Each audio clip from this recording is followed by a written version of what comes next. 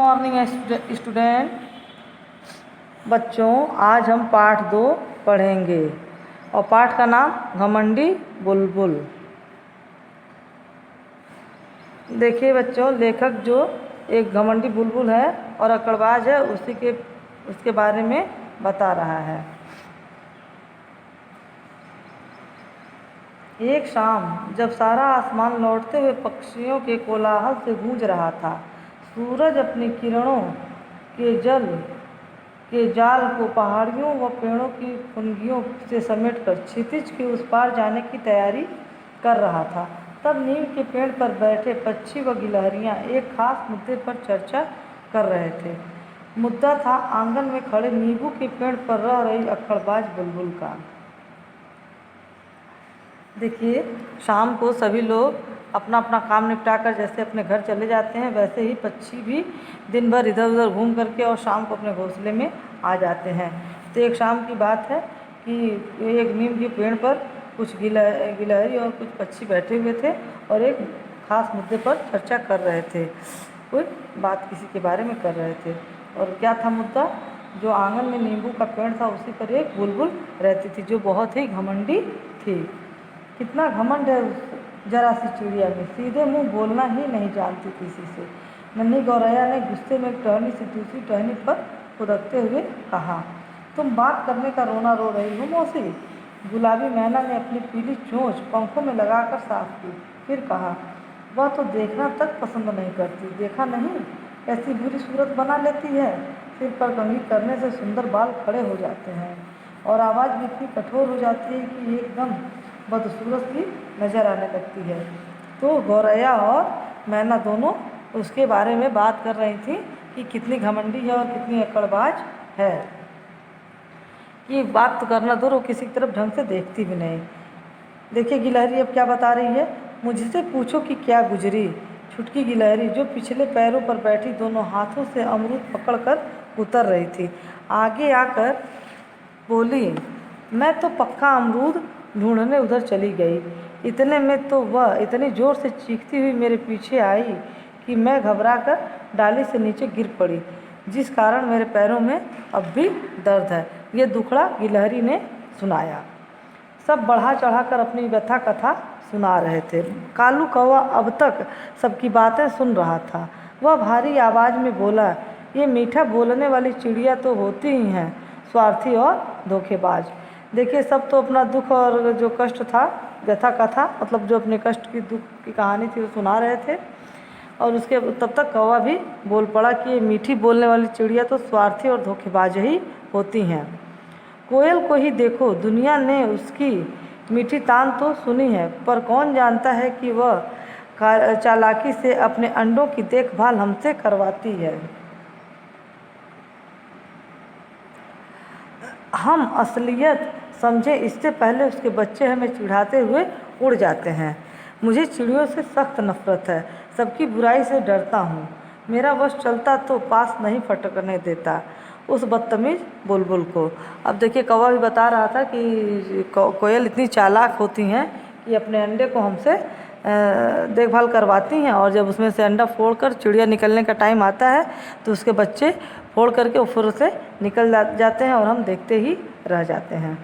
लेकिन अब क्या किया जा सकता है, अब तो उसने घोंसला भी बना लिया है, शायद बच्चे भी हैं। पंडू को लड़ाई झगड़े की बात से ज़रा डर लगता है।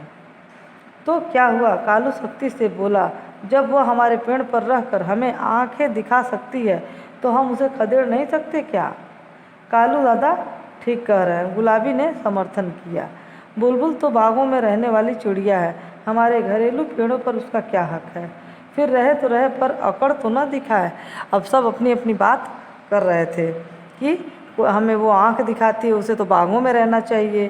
ठीक है, अजी रहे भी क्यों? छुटकी ने जोर देकर कहा। वह अपनी चोट और अपमान के लिए बुलबुल को माफ़ नहीं कर पा रही थी, गिलहरी जिसको कि पैर में चोट लगा था। ठीक है, बुलबुल को सबक सिखाना जरूरी है, सबने समर्थन किया। और सबने जो मीटिंग रखी थी तो सबने एक निर्णय लिया कि बुलबुल जो है, घमंडी और अकड़बाज जो बुलबुल है, उसको सबक हम सिखाएंगे। जिस समय प्रस्ताव पास हो रहा था बुलबुल अपने घोंसले में बच्चों को दाना चुगा रही थी। वह बारी बारी से तीनों की चोंच में दाना दे रही थी, पर उन्हें सब्र कहाँ था। गर्दन ताने चोंच फाड़े बार बार मांगे जा रहे थे। उनमें एक बच्चा ज़्यादा चुलबुला और भुक्खड़ था। वह हर बार आगे चोंच बढ़ाकर माँ से दाना छीन लेता था। ये तो बुलबुल के बच्चों की बात हो गई, इसलिए दोनों की तुलना में वह कुछ बड़ा और तंदुरुस्त दिखने लगा था। यही नहीं, चुपचाप घोंसले से निकलकर बाहर उड़ने के मंसूबे भी बनाने लगा था। घोंसला उसे छोटा व उबाऊ लगने लगा था। जो एक बच्चा था बुलबुल का, 3 बच्चे थे, जो थोड़ा तंदुरुस्त था, उस बच्चे की बात है ये। दोनों छोटे बच्चे कमज़ोर होने के बावजूद अपने भाई की नकल करके घोंसले से बाहर झांकने की कोशिश करते। उनके पंख अभी उग ही रहे थे। ये उन्हें ही फड़फड़ा कर शौक़ पूरा करने लगे थे। वे माँ के लाख समझाने पर भी कुछ न कुछ बोलते रहते। माँ, आसमान कितना बड़ा है। माँ, बाहर की दुनिया कितनी खूबसूरत होगी। बताओ ना माँ, हमारे पंख कब बड़े होंगे। हमें जल्दी से उड़ना है दूर तक। माँ, हमें खुद कब दाना और कीड़े मकोड़े चुगने दोगी। यहीं बैठे बैठे खाते ऊब गए हैं हम। माँ, अभी कुछ समय और इंतज़ार करो मेरे बच्चों। बुलबुल अपने नन्हे मुन्नों की बातें सुनकर फूली नहीं समाती। बच्चों से बोलते समय उसकी बोली बेहद मीठी लगती।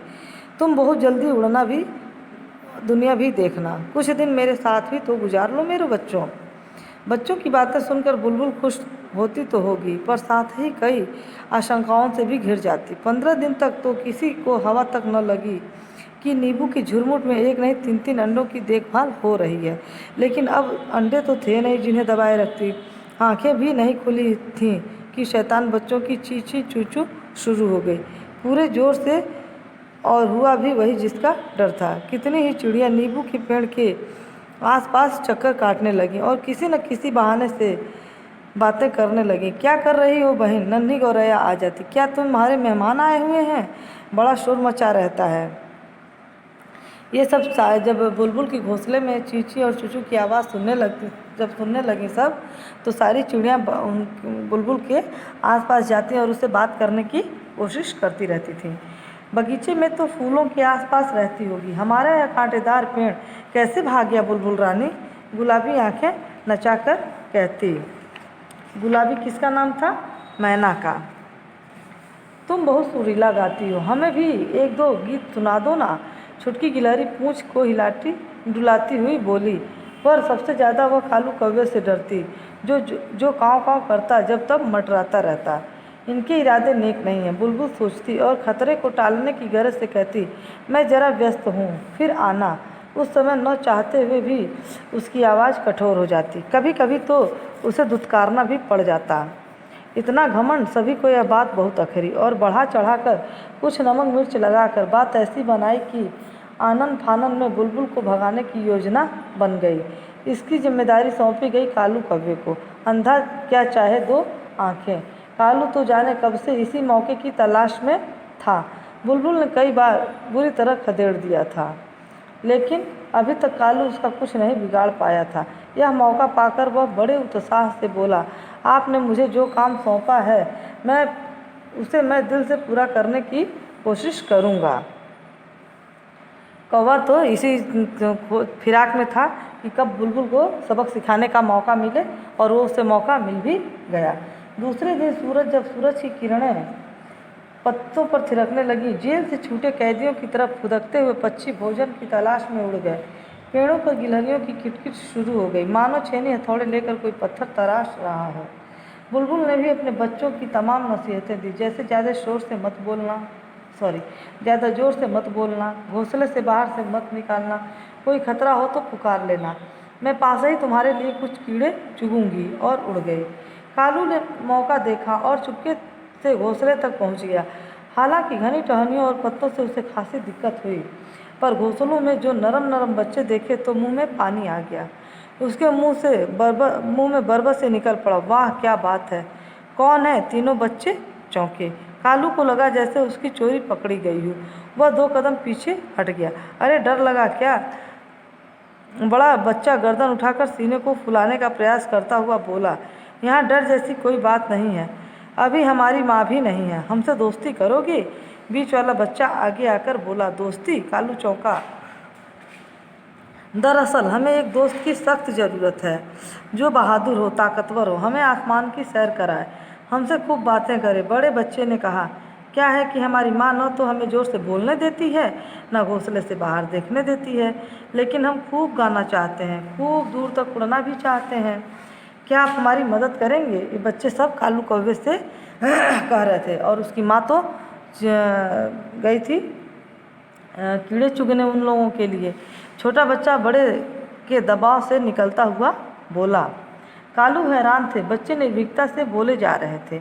उन्हें न किसी खतरे का एहसास था, न मुसीबत की चिंता। ऐसे पर इन पर वार करना तो बेहद शर्मनाक काम होगा। कालू ने सोचा कि बच्चे मतलब कुछ जान नहीं रहे हैं कि हमारे साथ क्या होने वाला है, वो निश्चिंत हैं और खतरे से अनजान भी हैं। तो कालू कौवा सोचता है कि ऐसा करना तो बहुत शर्म भरा काम होगा, तो वो लज्जित हो गया। बच्चों का बोलना जारी था। हमारी माँ कहती है, यहाँ हमारे कई दुश्मन हैं जो हमें नुकसान पहुँचा सकते हैं, लेकिन हमें तो इस बात पर यकीन नहीं होता, और हमें आप दुश्मन तो हरगिज नहीं लगते। माँ ने कहा था कि जो बहादुर होते हैं वे बच्चों के दुश्मन नहीं होते हैं। हाँ हाँ, कालू की जुबान सूखने लगी।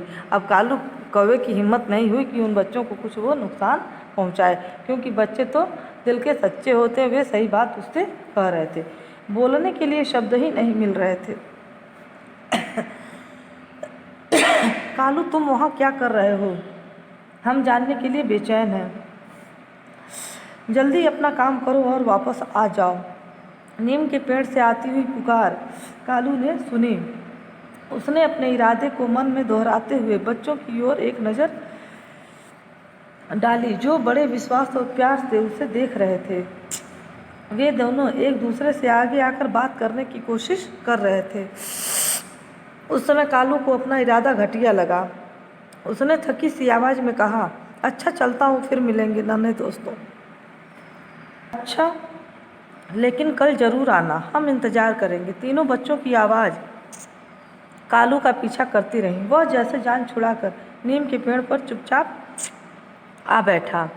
तुम कामयाब नहीं हुए ना? नन्ही ने शरारत से कहा। तुम्हारी सूरत बता रही है। कालू चुपचाप रहा। नन्ही गौरैया थी। कालू दादा, तुम तो ऐसे बैठे हो जैसे बुलबुल ने मारकर भगा दिया हो, छुटकी ने छेड़ते हुए कहा। बुलबुल से हार गए? गिलहरी, छुटकी गिलहरी का नाम था। बुलबुल से नहीं बेवकूफ़, गिलहरी उसके नन्हे बच्चों से, जिनके शरीर पर अभी पंख भी नहीं है। कालू आवेश में बोला, यह नहीं हो सकता। सभी ने अविश्वास से कहा, यही हुआ है। कालू का स्वर धीमा हो गया। मैंने तय किया है कि जब तक बच्चे उड़ने लायक नहीं हो जाते उन्हें तंग नहीं करेंगे। यह नींबू का पेड़ तब तक उन्हीं का है। ऐसा कहते समय उसकी आंखों में संतोष था। जब उसने अपने साथियों की ओर देखा तो यह जानकर बेहद खुश हुआ कि कोई उसकी बात से नाखुश नहीं था। सभी बड़े ध्यान से घोंसले से आती नन्ही आवाज़ों को सुन रहे थे। इस पाठ की लेखक जो हैं गिरिजा कुलश्रेष्ठ जी हैं। और देखिए, ये आपस की दुश्मनी जो थी उन चिड़ियों में वे सब उनकी बच्चों से नहीं निकाले। यही देखिए, इंसानियत और मानवता इसी को कहते हैं, क्योंकि बच्चे तो बच्चे होते हैं, वे नासमझ होते हैं, उनके अच्छे बुरे का कोई वो नहीं होता। वे सबको ही अच्छा और अपने जैसा सच्चे मन वाला ही समझते हैं। बच्चों, इसमें थोड़ा सा एक काम हम बता दें आप लोगों को, जो कॉपी में करना है। तो आप लोग इसको पाठ 2 पर लिख लीजिएगा, उसके बाद पाठ का नाम लिख लीजिएगा घमंडी बुलबुल, और उसके बाद एक तरफ शब्द और एक तरफ अर्थ लिख लीजिएगा, बीच से लाइन खींच लीजिएगा, और जो ये लाल वाला है इसको शब्द के नीचे लिखिएगा, और जो ग्रीन कलर से है रंग से, हरे रंग से, इसको अर्थ के नीचे लिख लीजिएगा। इस तरह पूरा, चाहे 1 पेज में हो चाहे 2 पेज में, पूरा शब्द अर्थ आप लोग लिख लीजिएगा।